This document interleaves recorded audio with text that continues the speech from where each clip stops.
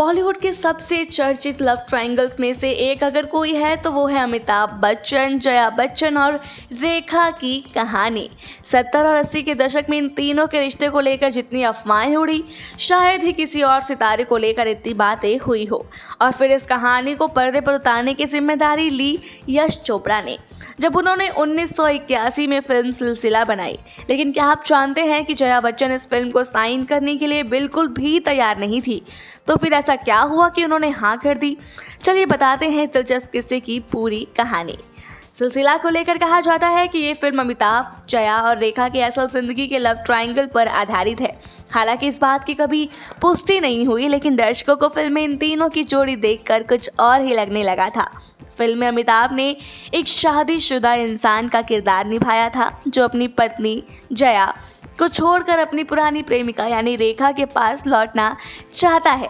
अब सोचिए, एक ऐसी महिला जो असल जिंदगी में अपने पति की एक्स गर्लफ्रेंड से दूर रहना चाहती हो, वो पर्दे पर भी उसी कहानी को जीने के लिए तैयार कैसे हो सकती है? जया बच्चन ने फिल्म को लेकर तुरंत मना कर दिया।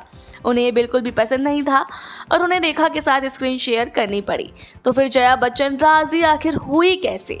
इसका जवाब दिया एक्टर और राइटर हनीफ जावेदी ने, जिन्होंने अपनी बातचीत में बताया कि जया बच्चन को सिलसिला के लिए संजीव कुमार ने मनाया था। संजीव कुमार और जया बच्चन के बीच बहुत खास रिश्ता था। जया उन्हें राखी भाई कहकर बुलाती थी और उनकी बात को बहुत मानती थी। जब यश चोपड़ा को लगा कि जया इस फिल्म के लिए तैयार नहीं हो रही, तो उन्होंने संजीव कुमार को ये जिम्मेदारी दी। हनीफ जावेदी के मुताबिक संजीव कुमार ने ही जया को समझाया और उन्हें फिल्म करने के लिए मना लिया। अब जया बच्चन ने फिल्म के लिए हाँ तो कर दी, लेकिन उन्होंने इसके लिए एक कड़ी शर्त रखी। जया चाहती थी कि वो हर दिन सेट पर मौजूद रहेंगी, चाहे उनका शूटिंग शेड्यूल हो या ना हो। यानी भले ही उनके सीन ना हो, लेकिन वो अमिताभ और रेखा की हर शूटिंग के दौरान सेट पर बैठी रहेंगी। इस शर्त को यश चोपड़ा ने भी मान लिया। शायद यही वजह थी कि शूटिंग के दौरान जया बच्चन और रेखा के बीच कोई भी ज़्यादा बातचीत नहीं हुई। जब सिलसिला 1981 में रिलीज़ हुई तो दर्शकों ने इसे खूब पसंद किया।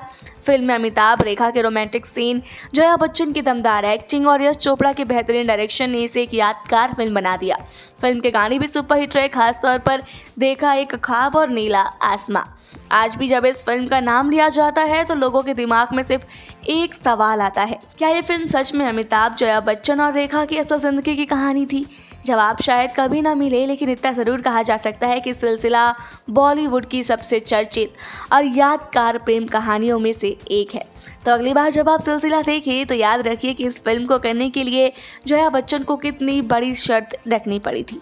बॉलीवुड से जुड़े ऐसे और किस्से सुनने के लिए देखते रहिए सौगंध टीवी। आप देख रहे हैं सौगंध टीवी, सौगंध वतन की।